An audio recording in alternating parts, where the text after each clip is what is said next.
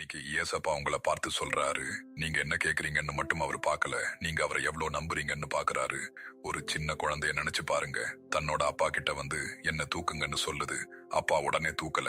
முதல்ல தன்னோட 2 கைகளையும் நீட்டுறாரு. குழந்தை அந்த கைகளை கெட்டியா பிடிச்ச உடனே அப்பா அதை பாதுகாப்பா தூக்கிக்கிறாரு. ஏன்னா குழந்தை கேட்ட உடனே தூக்குறத விட அது நம்பிக்கையை நீட்டுதான் அப்பா பாக்குறாரு. புரியுதா?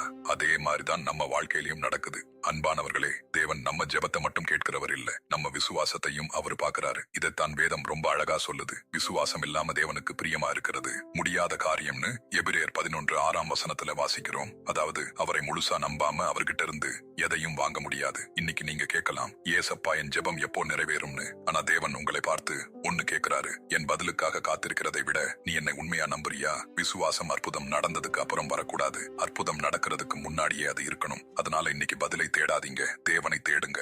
பதில் தானாகவே உங்களை தேடி வரும். அன்புள்ள ஏசப்பா, இந்த நாளுக்காக உமக்கு நன்றி. சூழ்நிலையை பார்க்காமல் உம்மை நம்புகிற விசுவாசத்தை எனக்கு தாரும். என் ஜெபங்கள் தாமதமானாலும் என் நம்பிக்கை தளராமல் இருக்க கிருபை செய்யும். இயேசுவின் நாமத்தில் ஜெபிக்கிறோம் நல்ல பிதாவே, ஆமேன். இந்த வசனம் உங்களுக்கானது என்று நீங்கள் நினைத்தால் ஆமேன் என்று காமெண்டில் சொல்லுங்கள். இந்த வசனத்தை யாராவது கேட்க வேண்டும் என்று உங்கள் மனதில் தோன்றினால் அவர்களுக்கும் பகிருங்கள். ஒரு ஷேர் கூட ஒருவருடைய வாழ்க்கையை மாற்ற தேவன் பயன்படுத்தலாம். கர்த்தர் தாமே உங்களை ஆசீர்வதிப்பாராக.